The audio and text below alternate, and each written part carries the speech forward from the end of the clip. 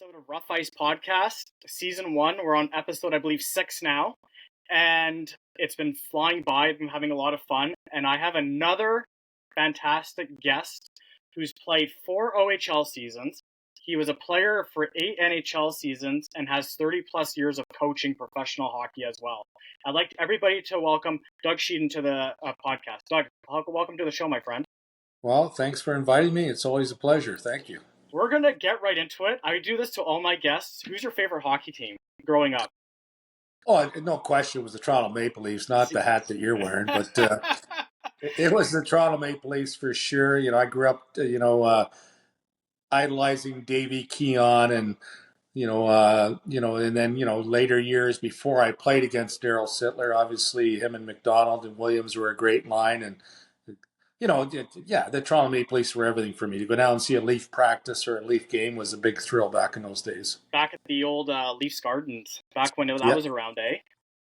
Yeah, I love that rink. It was, any of those original 6 rinks, if you had a chance to play in those rinks, were special. You know, it's funny. My dad, growing up, like he's from Trenton, and but that's how he kind of got me into the Montreal Canadiens and stuff. But he was telling me some stories about the Forum back in the day, seeing them win the Stanley Cup and stuff, right? And he says there's nothing is better than sitting in an old arena compared to the new ones. They just have a lot more character, Well, it's just the history of them. You walk into Maple Leaf Gardens, you walk the hallways and see the pictures of Johnny Bower and George Armstrong, and you walk the Montreal Forum, you see the pictures of Rocket Richard, John Belleville and all those. Boston Garden, all the old Milt Schmidt and all the great old Bruins, and that's just in Chicago Stadium. It's just those rinks are special. That's all. It's definitely changed compared to what the game is nowadays. So let's get into it. We're going to kind of do a transition here. We're going to go from a player, and I want to kind of get your take as a coach as well, from when you played to your transitioning as a coach, and even just the playing style of today's game versus what you had, even 20 or 30 years ago when you coached and played and stuff. So you started off playing for the Guelph Platers, which is Junior B, is what they call it now, I guess. No, actually, that's wrong. I was drafted by the Hamilton Finn Cups as a 16-year-old. Oh, okay, gotcha. So I got it's kind of a long story, and it's kind of as a 16-year-old in OHL, you're not allowed to trade a guy, a 16-year-old kid. And Hamilton traded me to Kitchener, and Wayne Maxner from Windsor and a few other teams, said, hey, you can't trade a 16-year-old. So Mike Penny, who was the general manager of the Kitchener Rangers at the time, he fought it in Osgoode Hall in court in Toronto. So while they were fighting it in court, I had to go play for the Guelph Platers, which was Tier 2, Junior A. But they had a great team. They had George McPhee, they had Paul Dvorsky, they had one of the Sittler brothers. They had a lot of guys, Brian McClellan, that's GM of Washington. They had a lot of great players that wanted to play the NHL because those guys were all electing to go to the college route. Okay. So I only went there for about 6 weeks, and then eventually Kitchener, we won the court case, and I went back and played in Kitchener. Did you like playing in Kitchener as a Ranger? Loved it. Great city, great town. Obviously a couple universities and a college. So for a young guy, it was a fun place to play. And it's funny because that odd is still playable today. Like they still play. It's a great rink. And at that time, it was probably one of the nicest rinks in junior hockey. And it's a very blue collar type of crowd. You got the Kitchener Rangers, right? A lot of Germans in that town, which I've lived in Germany for a long time, so a lot of Germans in that town too. Yeah, it's fun. And then after that, you went to the Sioux Greyhounds? Yeah, I got traded for this slug of defenseman named Paul Coffey. So Koff went to Kitchener, and Koff and I have always been good friends for a long time. And, it was probably a good trade for Sault Ste. Marie because Koff only played 3 or 4 months there. Then next year he played in the NHL. So what did you learn, like as a player playing in OHL or Major Junior A? What did you learn as a player before you transitioned to even play in the American Hockey League and the NHL? Like, was there such a big stepping stone from going as a junior player to the NHL, or how did you find that, even the physicality play of it, or even your playmaking style? Like let's go into that. Like, the game today is a lot faster. There's less, I wouldn't say less hitting, but it's just, there's no 2-line passing anymore. You don't have, they chase for the icing now. Before it was, I believe it was no touch icing. Like the game has changed quite a bit compared to what it was 20 or even 30 years ago, even 10 years ago. The sport has changed, right? So when you played as a player, tell me that transition from when you're going from a junior guy to pro. Well, the first transition was going from a young midget player, a 16-year-old, to make to go play in Hamilton Fin Cup. So you're playing with guys 20 years old, and you're 16, and the physicality, the weight class and the size was huge back then. I was probably 165 pounds, and Willie Huber was probably 6'5", 240 pounds. So it was a big adjustment learning the junior game as a 16-year-old. Like Wayne Gretzky, he did it obviously very easy, but he's a different world-class player. Right. There was a couple other guys my age that Bob Goodish in London, Ricky Lance in Oshawa, that not a whole lot of guys could make that step. And my first year in Junior A was not what I'd say Hall of Fame year, but you learn a lot because you learn as far as how the game's played, and the physicality was off the charts back then, especially playing in Hamilton. So you learn that part of the game, and you just adjust and you grow up, and that's what it's all. Those junior years is all about just growing up. You're 17-year-old, 18-year-old, 19-year-old, and you're through your last year, and I think each year I produced and went from 100 points to 125 points or something like that, and you just gotten better each year, and the coaching probably the best thing that ever happened to me. And I hate to say this to Kitchener Ranger fans, but Sault Ste. Marie was probably the best thing that ever happened to me. Terry Crisp was an amazing coach for me personally. He basically taught me to grow up and what it took to make the NHL the next step. But he taught me those things and prepared me for it. And that's probably why I made Pittsburgh coming out of junior hockey, is because what Terry Crisp did for me in Sault Ste. Marie. Now, when you played as a player, did your playing style change from when you were a junior going into the NHL, or did you kind of keep your playing style? Because some guys will No, change overall, right? No, what got me there was my offensive skill, my hands, and my thinking is and at that time I could skate pretty well too until I ran into a bunch of injuries at the end of my career. But so basically my hands and my brains I thought were number one, and then my skating was pretty good at the junior level and my early years in the NHL until I ran into some knee injuries. So that's what got me there, and that's what kept me there.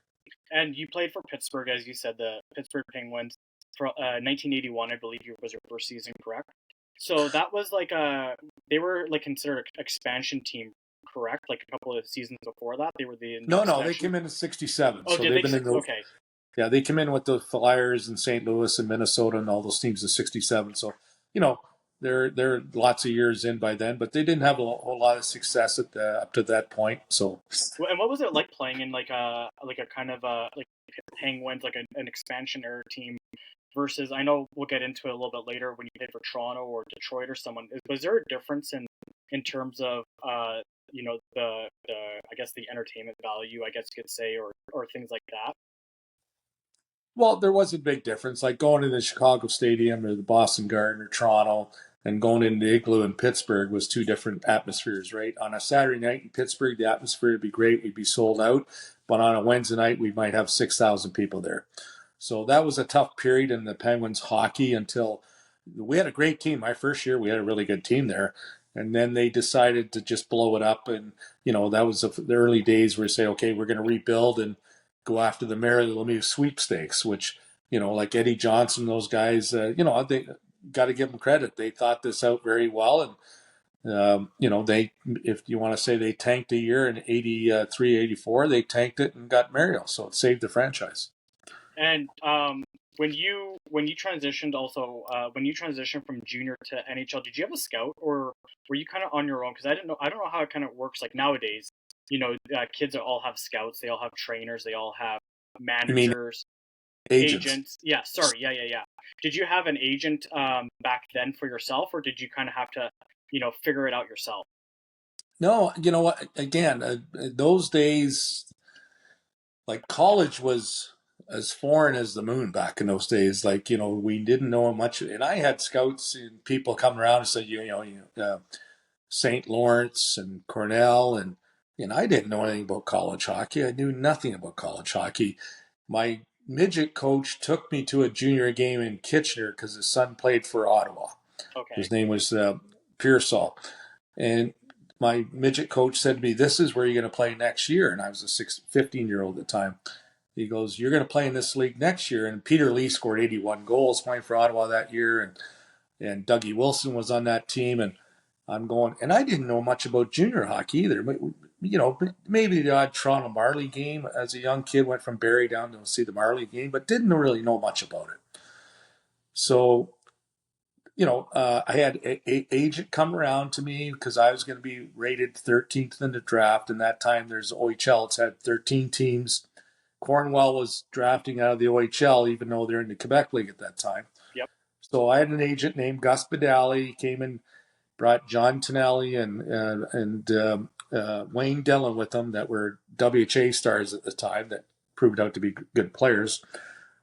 And they just kind of like talked to me and said, "This is your next step." And we didn't know anything. We didn't know nothing as kids then. There's no computers or anything like that. So I went with Gus, and Gus had a lot of young guys like my age, Gretz and Coffee, and all guys that were the same age kind of thing. So I went with Gus, and I got drafted by Hamilton, and then he kind of just helps you through your junior lifestyle. Like my parents really weren't involved too much in my hockey, so Gus was kind of like your father figure. You had a problem, you called your agent and talked to him, and basically back then, well, show up and practice and work harder.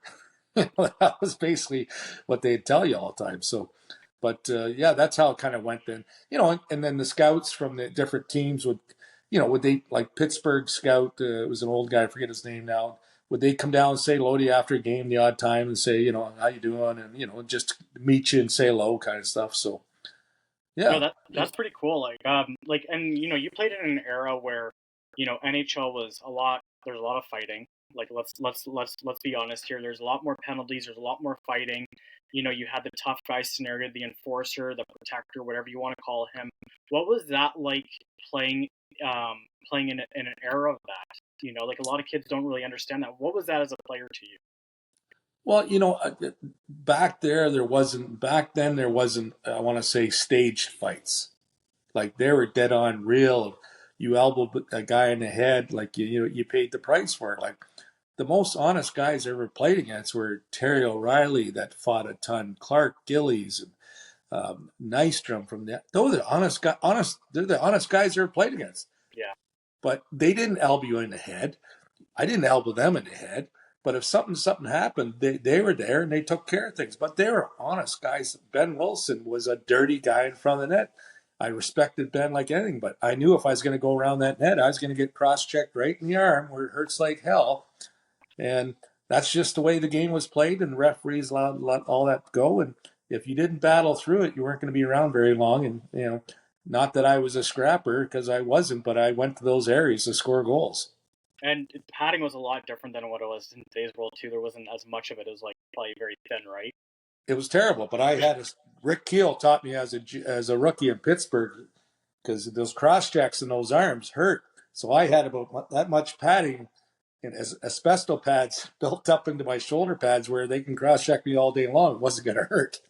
And did you have like a famous ritual or anything that you did as a player? Like, some guys don't change their socks throughout the season, or they put they do something crazy. Or like, what was yours? Did you have anything like that? No, I honestly, I really didn't. I wasn't that crazy. Maybe, if I drove the rink the same way and had success, I'd score the same way the next time.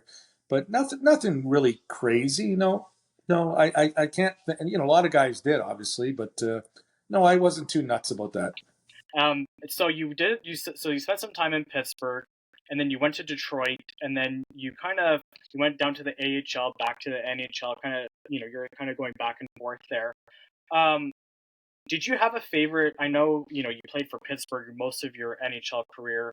You did, a season with Toronto. You played for the Quebec Nordiques, which is, one of those cool rivalry type of teams. Did any of those teams stand out to you as a player? Like, what did you really enjoy playing? It doesn't have. I'm not saying what was your favorite, but obviously each one is different. What stood out to you on that aspect as well? Well, obviously Pittsburgh was special because I was there for so long and I had my best years there. And everybody goes, "What happened when you left Pittsburgh and Detroit?" Well, it's everything. I had a coach that believed in me and Bob Berry in Pittsburgh, and I had a great centerman in John Shabbat, and obviously I played with Mariel for a year, and I had great years there. There, I got traded to Detroit, and Jacques Demers was the coach, and Yep. he wasn't my type of coach. So, I played online with Eisman for a while, and Probert and Gallant, and Jacques just didn't think I was the right fit for that team. So that happens. A coach doesn't like a player for whatever reason, and I remember Stevie Eisman went and talked to Jock and said, "Just leave Sheds and me together. I don't care if you put Gallant there or Probert, but leave Sheds and I together." And Jock called me in. He goes, "Okay, you got 1 month. I'm going to leave you on Eisman's line for 1 month, and if you don't produce," I said, "Fair enough. If I don't produce playing with him, I don't deserve to play, right?" Well, the next night we played Quebec. I was a healthy scratch and got traded to Quebec after the game. And I said to Jock after the game, I said, "That was a real fast month." And did you really enjoy and so playing playing then, what did you learn as a player compared to a oh, are you still there? Sorry. What I was gonna say is, as a player, when you have different coaches in the NHL, obviously you have to adjust, right? So Right. like you said, Jacques Demars, he wasn't your type of coach that you as a player you enjoyed. But how do you adjust that? Like, let's say, I'm not going to say a situation, and we'll probably go into this when you're a player or as a coach. I mean, sorry, but like let's say you're at Pittsburgh for 4 years, and then you get traded to somebody else. How do you adjust as a player from one coach to another? Well, that's very difficult. Obviously, it's to me, as being a coach for as long as I have, it's all about trusting that player, trusting his skill set, and who should he play with to make him successful. Yep.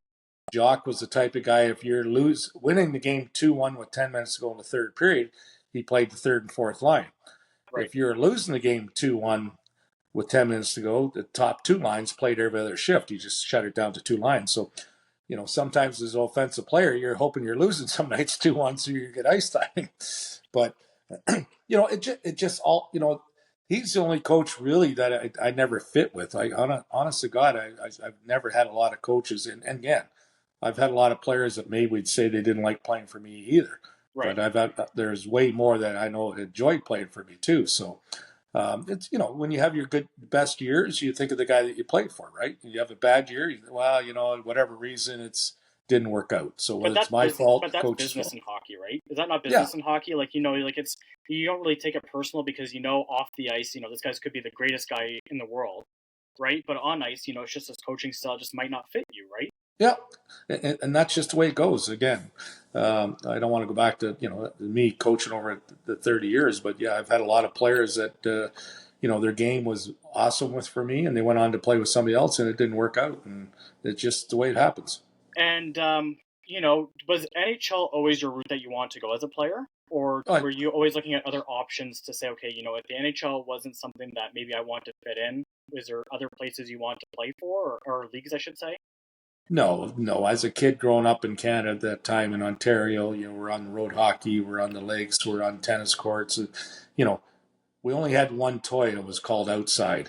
Yeah. So we're outside playing hockey every chance we got, and your dream was to play in NHL. And I didn't want to be a fireman, I didn't want to be a doctor, I wasn't smart enough to be a lawyer, so I wanted to be a hockey player, and I was lucky able to do what I wanted to do. And when you played your final years, like you had your season with the NHL for the Toronto Maple Leafs a couple of times before I guess you retired. What was the physical or not physicality, but I should say more the fitness level of it? Like I said, today's game is totally different to what players were even 10 years ago, 15 years ago. The way they take care of their bodies now. What did they still? I know you guys are very physically it's a much more physical game. Did you do anything? Was working out such a bigger part of your day to day thing, or did you just kind of just go to the rink and what was that like? No, I think when I broke in the NHL, it was still in the day where the guys drank beer for four months in the summer and showed up at camp with beer bellies and got ready to go for training camp. Yeah. Now, in my era, we worked out all summer, like not crazy, but like we take, say, June and parts of July off. Then August 1st, we're total serious. We're right into running and lifting weights and getting as much ice time to get ready for training camp. So that era kind of started that. That's when a lot of off ice conditioning started. Not that Right. it was full in yet, but it was starting. So the era of just getting beer bellies and going to training camp was starting to end. And so you finished off the NHL. You retired, not as a player anymore, and then you kind of went to coaching. Your first season as a coach wasn't. I don't think it was Wichita. It says here on Wichita, Yeah, but oh no, was it? after I played in Toronto that one year, I went and played over in Italy and Switzerland. So Okay, I got a little taste of Europe life, which I really enjoyed. It was a fantastic experience. so you went to So Italy. yeah, went to Italy. The hockey was huge then in Italy, huge. So I had a great time. I played for the Montreal Canadiens of the Italian League, Bolzano. Bolzano was they're huge. They're around forever, and they'd won a lot of championships. And it's a beautiful city in northern Italy. So I had a great time. Great time. And playing in Europe, or in Italy, what was that like? Like as a player, like was it kind of, you're on a plane, you're flying over there. Were you thinking to myself, why Italy? Like, or was it just like whatever? Like I'm just gonna go and have fun, I didn't know anything about Europe. right? I'd never been to Europe, so I knew nothing about it. And my wife, she's the one that talked me into going because she learned Italian in the University of Denver in school, and she goes, "You got to go, you got to go, you got to go." So it was the greatest experience of our lives to go over there and live with the Italian people. And the rinks were, some were outdoor rinks, so some were very cold in the mountains of Italy. And but the town we were in, just the food, the lifestyle, it was a great experience. Loved it, loved it. Probably a little more laid back than what it is here sometimes, I believe. Oh, big time laid Yeah. back, big time laid back. So So then you coached the CHL, the New Central Hockey League, as a coach now. So now you're not really playing. Um, so as a coach, I'm going to ask you some questions here. Um, your first year as a coach, what did you learn coaching, being on the ice? Now you're behind the bench. What was your biggest thing that you learned as your first year as a coach? well, it's funny how it started because after the year in Europe playing, I was still trying to make a comeback in Milwaukee with Kurt Fraser, and Okay. they released me. And Bruce Boudreau happened to be at the training camp, and he was coaching in Muskegon. And I've known Gabby for years and all that kind of stuff. So Gabby says, "Well, why don't you come to Muskegon and be my player assistant coach?" And I never really thought about it. And then the more I thought about it, I said, "Well, why not? Right? Get a little experience as being an assistant coach." And I still playing. And meanwhile, I was going through some bad injuries still at the time. So I went to Muskegon to be Gabby's player assistant, Okay. and I was doing quite well in that league. I was leading the scoring, by quite a bit. And then I tore up my ankle, which I tore up in Italy the year before. So I tore my ankle back up in St. Thomas one night. And that summer, I put in a lot of resumes for, scouting, coaching jobs, kind of thing. That's old days. We used to mail them out and stuff like that. Yep. So the Central Hockey League had just started. I think it was 92, 93. Correct. So they did, because they wanted all ex-NHL players to be their coaches just for the marketing, like Pete Mahovlich, Gary Unger, Mike Ah. McEwen, Ron Flockhart. Right. So they did call me and said, "You know what, we've got all 6 spots filled, but if something happens, we're interested." So Wichita got off to a shitty start, but they hired a college guy. Okay. And the college guy brought in all young college guys, which was, if it was today, it might be good thinking because they're all fast and skilled. But that day, they're all pretty. It was a tough league, so Wichita wasn't doing very well. So he goes, "We're going to fire the guy. Would you take the job?"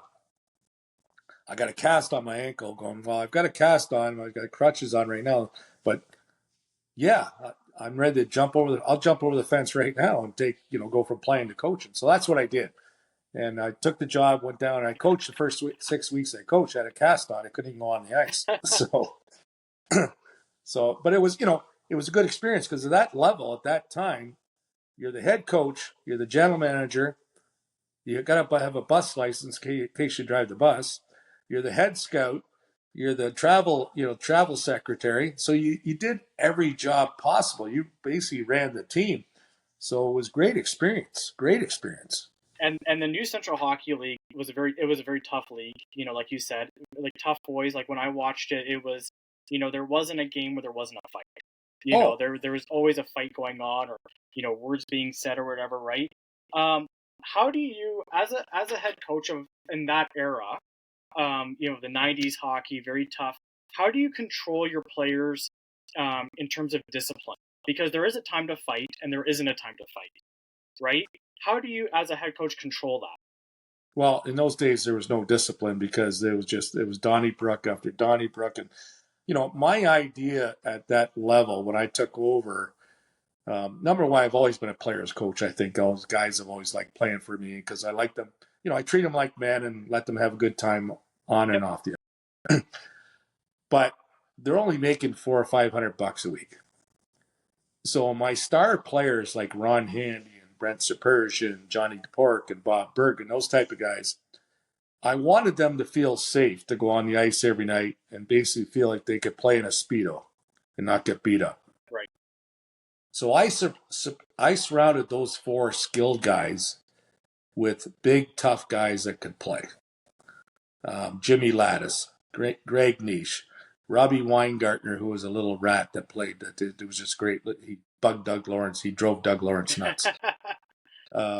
Character guys. I built that. That was my for 10 years at that level. It was the Central League, East Coast League.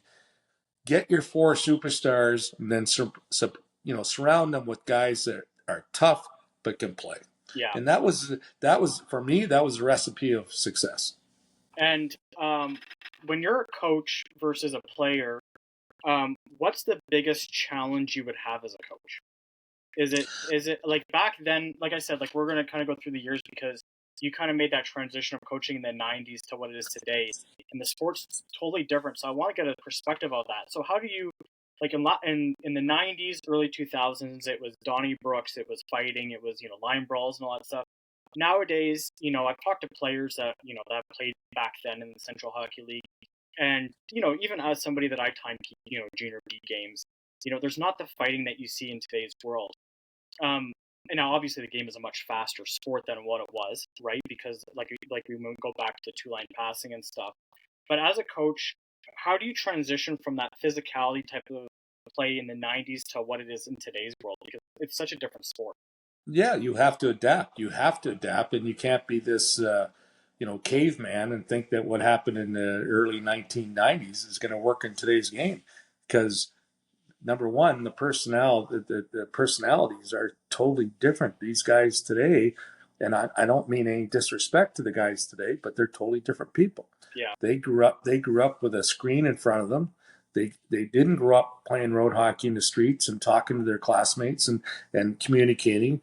And they're not big on communicating, but they're world class athletes. They're bigger, they're stronger, they're faster, but they're not the best of communication skills. And you have to learn to, like, you can't yell and scream at these guys anymore. You just that does not work. You have to call them in and say, hey, what's the problem? What can I help you with? How can I make you play better? Like, that's the approach you have. And if you don't adapt to that, you have no chance. and old school. Would you say old school coaching is kind of gone? Like it's not Oh, really. Yeah. because they can't handle it. They can't handle yelling and screaming. They can't.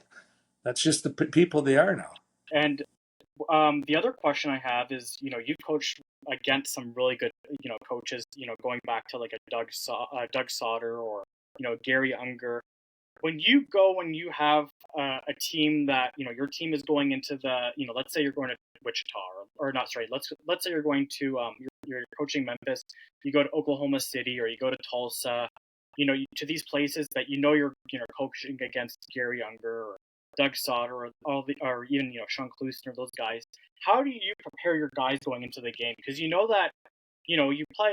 Don't forget the Central Hockey League. What was it? 8 teams or 6 teams or whatever, right? So you weren't playing. Maybe the team.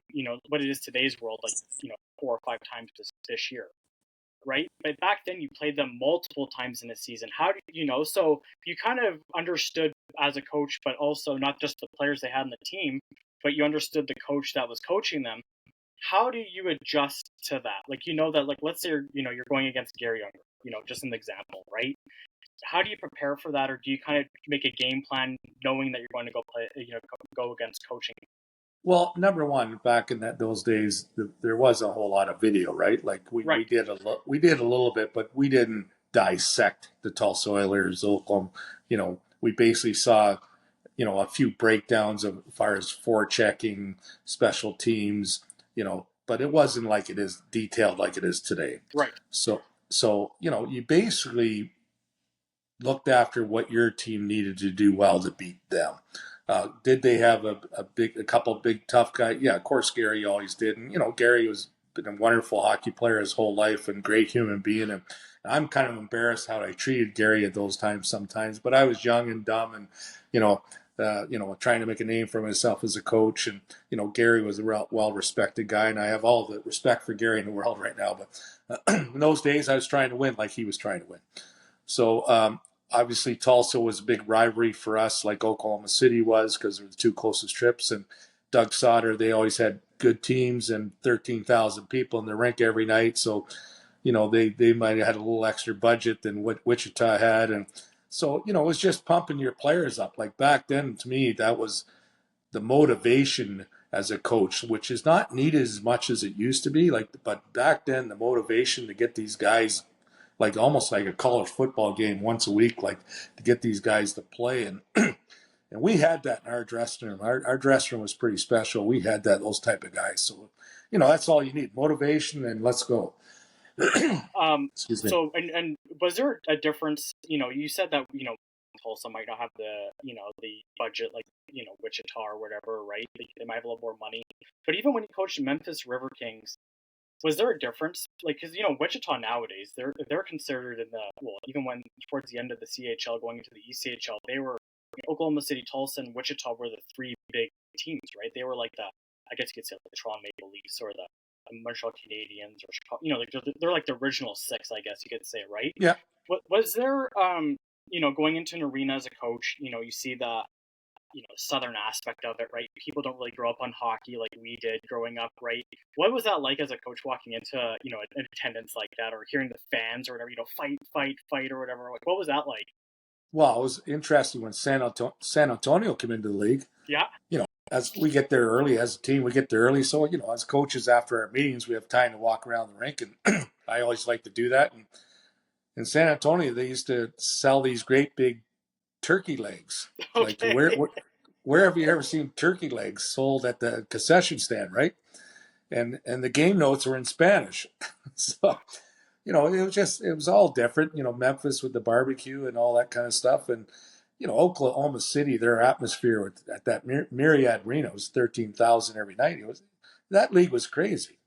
And it's funny because as a kid growing up and watching CHL, it's funny. Kids, my friends always ask me, who's my favorite player growing up, or who did I watch, and I'd always name CHL players, but they're like, who is that, right? And I'm like, oh, but this was my Friday night, was my dad taking me to the hockey game in Tulsa or whatever, and watching the Memphis River Kings, and I remember seeing seeing you as a coach there, and things like that, right? And here I am, 35 years old, and I'm talking to like a head coach that was there. And I'm like, this, it's cool, right? Because it's just a small world. But when you go and you transition, so even ECHL back then was just like the CHL, was it not? Like, it was the same. Absolutely. Right. When I went to the East Coast League, I basically took an all-star league from the Central League. I took the guys I loved in Wichita, a couple guys from Oklahoma City, Dan O'Rourke from Tulsa, a couple guys, Joey Middlestat from Dallas, and Rob McKay from Dallas. Yep. So basically took an all-star team, and we had a great team in Louisiana. So coaching the CHL and the ECHL, you said there's no difference, right? Like, in terms of league, not back then, there wasn't. No, I didn't. And was that something that, as a head coach, was there something that you want to, like, did you ever think about coaching the NHL, or was that something that you kind of just were, okay, I like kind of what I am? It was a goal of mine for a long time, that to make the proper steps. And I won 4 championships in 5 years in the Central League, and one ended up in Flint in the Colonial League in 2000. And then I got I got the job in the American League in St. John's with the Toronto Maple Leafs farm team. Yep. So I just thought it was my natural progression that if I keep doing well, I was going to get a shot. And then it didn't happen. I went to Helsinki, and then I coached Finland in 2008 to bronze medal. And I thought after that, for sure, I'd get a shot, and it never happened. So now it's, I'm 63 years old, and that to me, that boat's sailed now. But you never know what could happen. You Well, could it's a get that crazy phone call game. You tomorrow, do, right? yeah, it's a crazy game. You never know what could happen. But, I really don't lose a lot of sleep over it anymore. Coaching in Europe, like North America, coaching in Europe. What did you figure out? What was the main difference for you as a coach? Well, League wise, or even just players like European players versus North American players. when I first went to Finland, it was like I'd gone to a foreign game. Like it was just totally different. Like the way the Finns approached practice before practice, how much they worked out before practice, and the conditioning did. I'm going, holy, like I wouldn't be able to practice if I did that before practice. Right. So and just the structure of Finnish hockey, and to me, my that was really a big step for me to the coaching experience of going to Finland and seeing how they prepare, and I learned a lot as a coach in Finland. That was a pretty amazing experience. And is the sport's a little bit faster there? Is it not? Like they don't really hit as much as they do back here, do they? Well, they like to play more of a North American style. I Okay. wouldn't say they certainly don't fight like the North Americans do, but they play a heavy game, and but it's very structured, very heavily structured, low scoring, great goalies, obviously. So it's a good game. Some people might say it's boring, but as a coach, it's pretty good hockey. I enjoyed my 3 years there. And when you watch, like I'm sure we, being Canadian, it's like our religion of watching the World Juniors or things like that, right? In today's world, like I'm not trying to put Canada down because Canada has always been such a fantastic hockey country to be in. But but even in the World Juniors today that you see, there's a lot more, which is nice to see. Like you can see the Finnish are winning golds. Germany's playing in the World Juniors now. You've got Denmark. What do you think of that? Like, do you think that's a beneficial thing to the World Juniors, or because you coached in Europe, right? So I want to kind of get your perspective on that. Well, it's amazing. Like 2008, when I coached Finland, I remember having all kinds of meetings with the federation and all that because obviously I was the head coach. Yep. And they were worried about their program because at that time Solani was getting old. Olli Jokinen was getting older.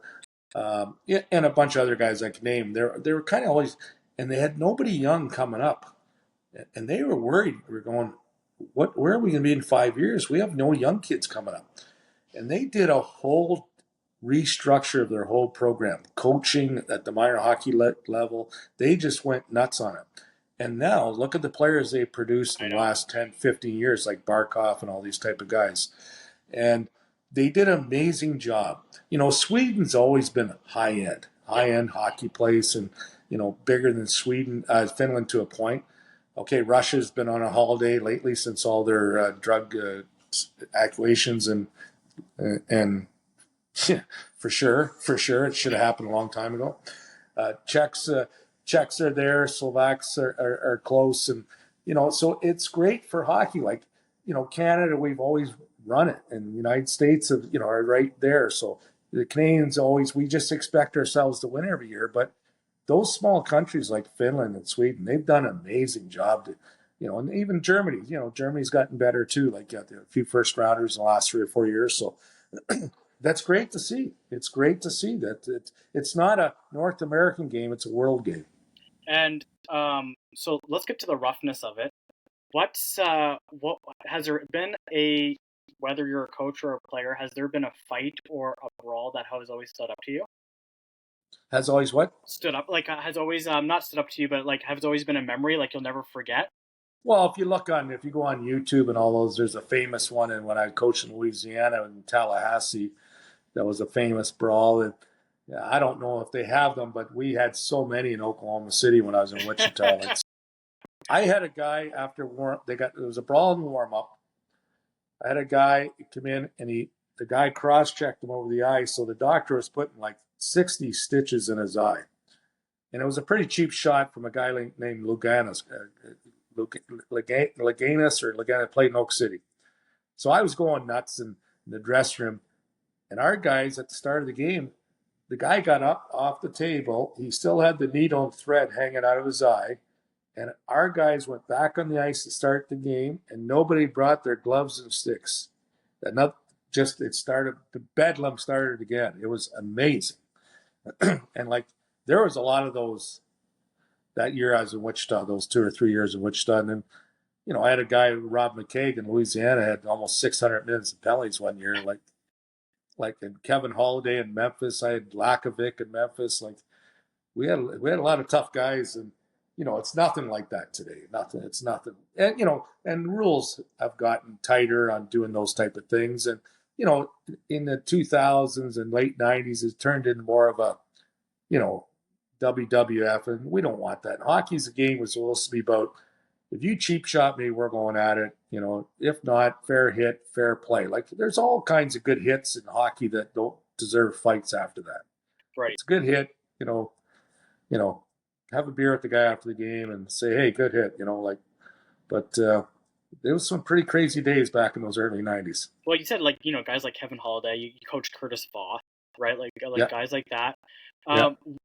Coaching an enforcer versus, let's say, like a top scorer. What's the difference there? Like, how do you control those guys? Like, like, obviously, the mentality. I've never gone to a fight, hockey, right? My dad told me if I ever get into a fight in hockey, he'd yank me out there so fast because he doesn't want to go to a game seeing me fight, right? He's kind of that old school European type of mentality, right? He wanted me to score goals or, be a playmaker and stuff. Yeah. But how do you control a guy, that's, he's there to, Kevin Holiday's a good example because that was I would say his role was a fighter. Right? Oh yeah, he wanted to fight. He wanted to fight at least once every game. Yeah. It's funny. It's funny you bring up Curtis Voth because it's a good story. Tulsa put Curtis Voth on waivers. Yeah. And I already had Holiday. I had Lakovic. A little Tucker, Brian Tucker. I had 6 or 7 tough guys. So the league calls me, and I put up a bid in for Voth on waivers. And the league calls me, go, what do you need another tough guy for? I said, I could use Curtis Voth. I got a role for him. Yeah. So they're going crazy, and the rest of the league goes, he can't pick up another idiot. So Voth comes to us, and I have a rule. If we're winning the hockey game, you don't get your hands dirty. You only get your hands dirty if we're losing the game to send a message for the next game. Right. So we're winning this game like 7-3. I forget who we're playing. Not Quad Cities, but Shreveport or something like that. Yeah. And Voth gets in a fight and breaks his hand. So after the game, Tucker, little Brian Tucker, who's a funny guy, he goes to Voth, oh, I don't know. You don't know Sheds that well. He's going to go nuts. Why? He goes, he goes, we're winning the game. You broke your hand and we're winning the game. He will lose his mind. So I went in and I went nuts on Voth and all that. And Voth goes, well, you could have told me before that. And having, okay, well, here's a good example. You had Kevin Holiday and Curtis Voth. They were enforcers on 2 different teams. Now you got both of them on the same team. What was that like in the dressing room? Well, they're all, just hockey. Like, when you get in a fight in hockey and the fight's over and you go to the penalty box, to me, most times it's forgotten. Yeah. There might be some guys going, we're going again. But when the game's over, it's definitely forgotten. So when tough guys come in from enjoying your team, it's like walking into another dressing room. You're now your best buddies. And you'll kid, oh, you got me with that right that time. You knocked my tooth out or something like that. Give me 5 stitches over the eye. And you joke about it. It's fun. Yeah. It's great memories to go back, and I still have the VHS tapes of all the old fights back in the day, and I put on some time to time, right? Because it's just different. There's no visors. It was, you had the hairstyle, you had the mustache, you had, it was no cell phones. There was no social media. It was a totally different life, right? No, it's what, those guys were men. Yeah. Like the Weingartners and the Dougie Lawrences and those type of guys. for the money they made and how they showed how much heart they played with every night, I have so much respect for those guys. What would you say to kids in today's world? Now, you said that. Well, first, before I ask you that, what do you think of today's game compared to what it Well, was? it's obviously changed, and like I said earlier, they're bigger. They're like McDavid skates like 25 miles an hour. Right. Like that's a car accident. You hit another man going 25. That's like getting in a car accident. So you have all the respect in the world for their skill level. Um, I just think a lot of the players, there's a lot of teams, they don't have the vision and the hands that maybe the older players had. A lot do still, obviously, but a lot don't. Like your third and fourth line guys um, don't, like we learned how to pass under sticks and through feet on lakes and rivers and tennis courts, whatever streets, whatever you want to call it. So Yep. I don't think guys have that vision that we had. If you're obviously Wayne was a different human and Mariel and those guys, but we all could make those passes in small areas through skates and under sticks, and that's a really hidden talent that you don't see much anymore. Do you think that guys that played in, the CHL or ECHL in the '90s, do you think they would make it in today's world, the top guys, as a No, player?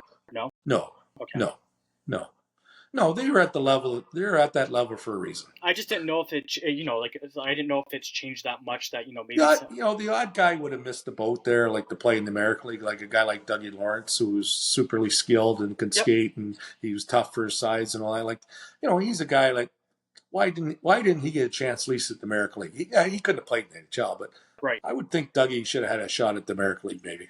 Um. Okay, so for now, let's go back to this question. So, as kids listening to these, for the podcast, what would you say to them if they want to either, because you've done it all. You've been a coach, you've been a player. You said when you were in Wichita, you're basically the bottle washer. You did everything, right? What would you say to kids nowadays, that are looking to either make a career in the NHL or even just as they want to be a professional player or coach or whatever? Well, I think that the number of things, one word is it's still got to be a passion. Can't be something your parents want you to do. You've got to, like for us, it was a passion. Like, again, if we weren't in school, we were playing hockey. And Yeah. not in the summertime. Summertime, we played baseball and golf, and we did other sports in the summer. But when hockey season was on, it was full on. After school, road hockey, tennis courts, whatever. It was full on, and that was our passion. And if you don't have passion, don't do it. To me, I've been coaching for so long now, and everybody goes, "When are you going to quit?" I said, "The day I wake up and don't want to go to the arena is the day I'm going to quit." But that day hasn't happened yet. So I've been very lucky that I've worked in a sport, a kid's game, adult game, my whole life, and I've never had to work a day in my life. Do you watching hockey on the TV? Do you sometimes get your coaching style or as a player or whatever, and you'd be like, oh, why didn't he do this or why didn't he do that or you sit there. Maybe some guys, I go to the baseball game and I see sometimes lead singer of Rush there. He has his whole lineup right there and he starts making his own plays. Do you do that or you kind of just sit back? No, when I watch a hockey game, I don't watch it as a spectator. I watch it as a coach. I watch systems. Yeah. I watch penalty killing. I watch power play. So I get caught, and as I get older, I want to eventually become a scout. So I want to train myself to just watch players. But I get caught into that coaching thing where I just watch systems, and then you'll see face-off plays. Oh, write that down. You don't want to try that. So as coaches, best coaches are the ones that we're all thieves. We can steal the most stuff that's good. Cool. No, well, you know what, Doug? It's been a fantastic time doing this with you. I had fun. Like I learned so much. It's cool to get this perspective as as a coaching perspective and a player because you never really get that both sides of it, right? So, Yeah, yeah. Well, anyways, right. If you can see behind me, this is the bronze medal from 2008 when I coached Finland. look at that. Oh, I can see it. No, I see it right there. It's all yeah, blue and yeah. everything like that. So, favorite memory before we go? Oh, that's hard to say. There's been so many of them. Coaching Finland was a big thrill. Winning the 5 championships is always a thrill. All the players I coached, special ones, the Parsons and Weingartners and those type of guys. I couldn't name them all, obviously, but there's been a lot. Yeah, maybe coaching the World Championships with Finland was pretty special. I could see that. Those are the things that you'll have for the rest of your life. Yeah, we had Solani on the team. I had Olli Jokinen, and it was a good bunch of guys. Cool. Well, Doug, it's been a pleasure. Thank you very much for taking the time to do this with me. I really want to say thank you very much. And as a fan, thanks for letting me watch you as a kid coach my rival team. But I really appreciate the fights and stuff you guys did, eh? Well, I remember taking the trophy off Tulsa. We won the trophy in Tulsa one night. We beat them 4 straight in the finals there, so it was special. I was the kid that was probably 5 years old in a Montreal Canadiens jersey at the rink, but we always had tickets right behind the penalty box on the opposite team, and my dad always said, "You just bang, 5 or 6 years old, you just bang that penalty box glass as hard as you can." So, well, that was a fun building playing. We had a lot of fun there. I appreciate it. Thanks, there. All right. Have a great night. Thank you.